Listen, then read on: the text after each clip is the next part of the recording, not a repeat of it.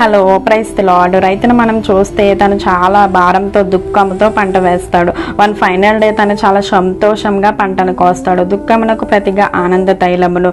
మనం ఎంతైతే దుఃఖపడతామో దాని వెనకాల డబల్ ఆనందం ఉంటుంది. ఆ ఇర్మియా గ్రంథం 31 అధ్యాయం 13వ వచనం, వారి దుఃఖమునకు ప్రతిగా సంతోషం ఇచ్చి వారిని ఆదరించేదను. విచారం కొట్టివేసి నేను వారికి ఆనందము కలుగజేతును.